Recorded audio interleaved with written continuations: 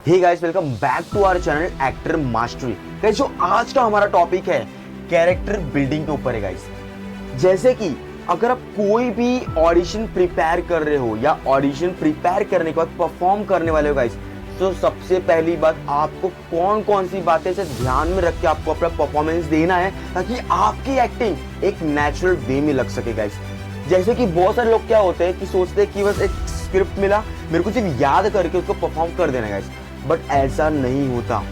अगर आप इस तरीके से एक्टिंग करते हो गाइस, तो ये बात रियल है कि आपकी एक्टिंग जो रियल लगने वाली है वो रियल नहीं लगेगी। तो आज के हम इस वीडियो में ऐसे पॉइंट्स कवर करने वाले हैं कैरेक्टर बिल्डिंग के ऊपर, जो कि आपको वो चीज पता होनी ही चाहिए जब आप परफॉर्म करने वाले हो। तो फिर वीडियो को स्टार्ट करते हैं। मोस्ट ऑफ टाइम लोग क्या बोलते हैं कि अगर कोई भी स्क्रिप्ट मिला, मोनोलॉग मिला, तो मोनोलॉग पढ़ के वो सिर्फ डायलॉग को परफॉर्म करते हैं, बस दैट्स इट।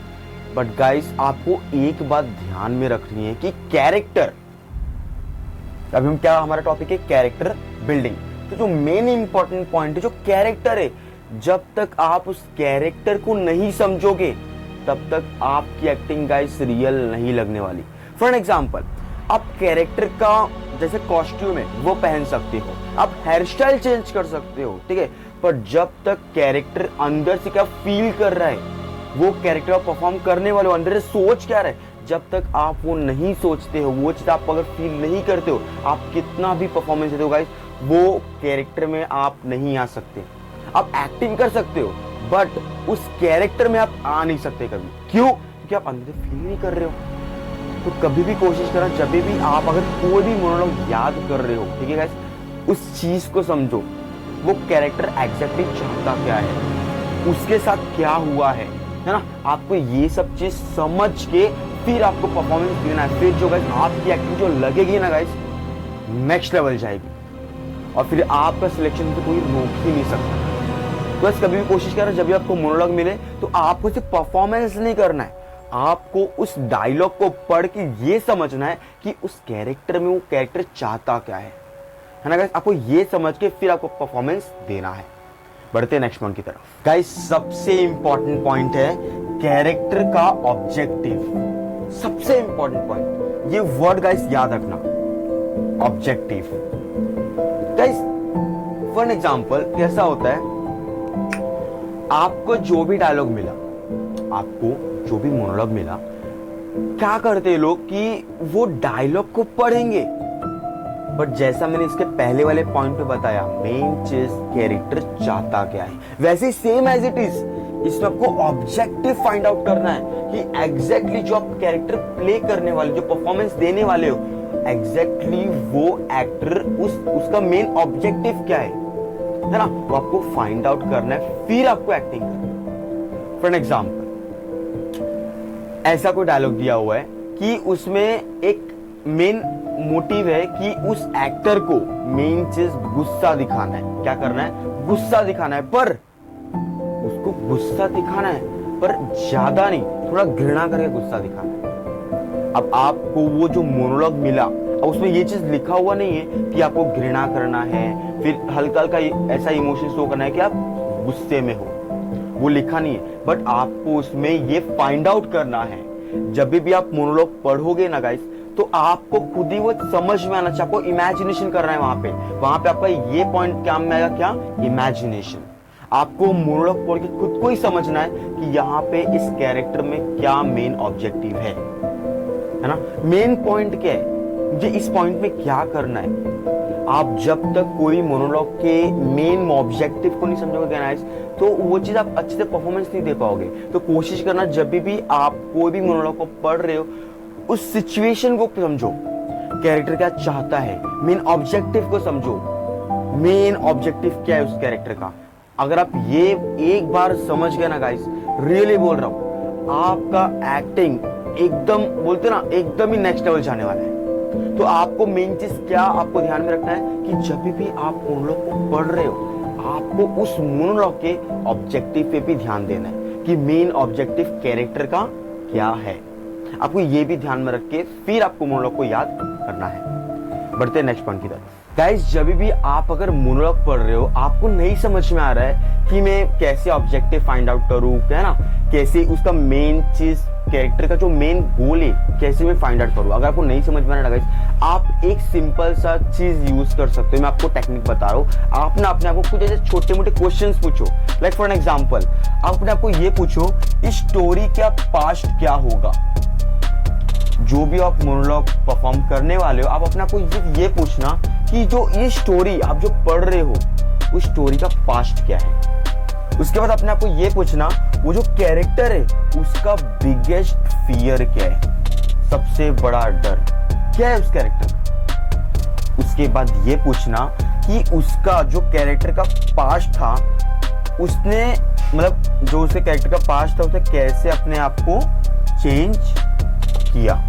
मतलब जो भी आप अपना कैरेक्टर प्ले करने वाला ना गाइस, आपको ऐसे ऐसे क्वेश्चंस पूछने अपने आप को कि उसका पास्ट क्या था कैरेक्टर का, बाद में उसका सबसे बड़ा डर क्या था कैरेक्टर का, बाद में उस कैरेक्टर के जो पास्ट में उसके साथ जो हुआ, उसके बाद होने के बाद उसने लाइफ को कैसे चेंज किया।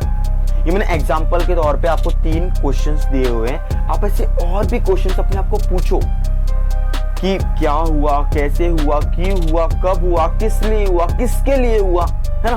आपको ये सब पूछ के आपको क्लैरिटी मिल जाएगी इस कैरेक्टर के बैकग्राउंड के बारे में। तो वही हमारा पॉइंट का नाम है, क्या है, कैरेक्टर की बैक स्टोरी। ये हमारा पॉइंट का नाम भी है। तो आपको नहीं समझ में आ रहा है कि मैं मोनोलॉग पढ़ रहा हूँ, क्या है इसका मेन ऑब्जेक्टिव है, क्या है, कुछ समझ में नहीं आ रहा, तो आप सबसे बेस्ट उसकी बैक स्टोरी के पीछे जाओ।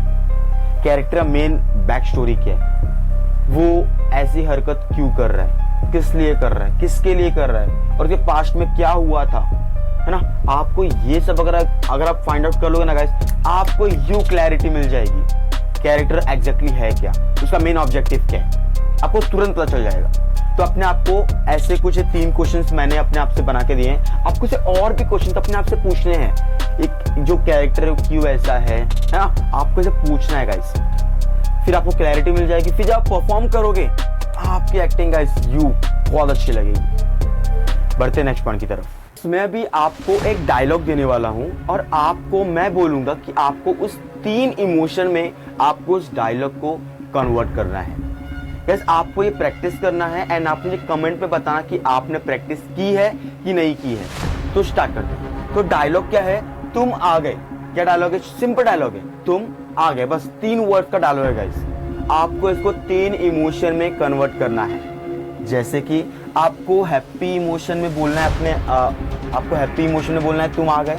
उसके बाद आपको स्कैर्ड होके बोलना है। स्कैर्ड मतलब एक अद्भुत, है ना, मतलब एक तो बोलते हैं ना कि तुम एकदम स्कैर्ड होके बोलना है। उसके बाद एंग्री इमोशन, आपको गुस्से में बोलना है तुम आ गए, गुस्से में एकदम। तो आपको हैप्पी, स्कैर्ड एंड एंग्री, आपको ये 3 इमोशन में आपको ये डायलॉग पे वीडियोस बनाने हैं। क्या डायलॉग है, तुम आ गए। एंड आपको देखना है कि आपका ये अंदर happy, scared and angry 3 emotions आ रहे हैं कि नहीं आ रहे हैं। आपको ये देखना है एंड ये कमेंट में बताना है कि आपने प्रैक्टिस की है कि नहीं की है गाइस। क्योंकि मैं आपको ये इसलिए बोल रहा हूँ कि देखो गाइस, हर डायलॉग के पीछे हर सिचुएशन समझना है, हर इमोशन समझना है। आपको उस इमोशन को फील करना है, आपके फेस पे एक्सप्रेशंस आने चाहिए। इसलिए मैंने आपको 3 इमोशन दिए, छोटे से डायलॉग है, तुम आ गए, दैट्स इट। तो आपको ये देखना है कि आप जब आप ये डायलॉग बोलोगे ना गाइस, तो आपको इसमें पहली बात आपको इसमें ये समझना है कि आप ये डायलॉग क्यों बोल रहे हो। जो मैंने अभी इसके पहले पॉइंट्स में बताया, मेन ऑब्जेक्टिव फाइंड आउट करना है। वैसे same as it is guys, आपको ये डायलॉग बोलने से पहले अपने आपको पूछना, जो भी आप इमोशनल डायलॉग बोलने वाले हो, फॉर एग्जांपल अगर आप हैप्पी इमोशन बोलने वाले हो, अपने आपको पूछो, इस कैरेक्टर को अगर मैं तुम आगे बोलूंगा तो मैं इस कैरेक्टर को तुम आगे क्यों बोल रहा हूँ, उसने क्या क्या मेरे लिए। ऐसे क्वेश्चन पूछना है अपने आप। सेकंड इमोशन क्या है अपना, स्कैर्ड। स्कैर्ड इमोशन से आपको अपने को पूछना है ऐसे कि मैं इस कैरेक्टर को तुम आ गए तो क्यों बोलूं, है ना, किस लिए बोलूं, किसके लिए बोलूं। ऐसे क्वेश्चन आपको अपने आप को पूछना है। उसके बाद थर्ड इमोशन है एंग्री, तुम आ गए। आपको गुस्से में आपको बोलना है तुम आ गए। अब आपको ये सोचना है मैं गुस्सा इस कैरेक्टर के पीछे क्यों करूं, उसने क्यों मुझे गुस्सा दिलाया, है ना। आपको ऐसे अपने आप से क्वेश्चन पूछना है गाइस, एंड देन आपको क्लैरिटी मिल जाएगी आपको इस टेक को क्यों बोलना है। आपको क्लैरिटी मिल गया तब गाइस देखना आपकी एक्टिंग नेक्स्ट लेवल जाएगी। तो आपको यही 3 डायलॉग, इन 3 इमोशन में प्रैक्टिस करना है गाइस, एंड आपको देखना है कि आप उस सिचुएशन में वो इमोशन आपके अंदर से आ रहे हैं कि नहीं आ रहे हैं।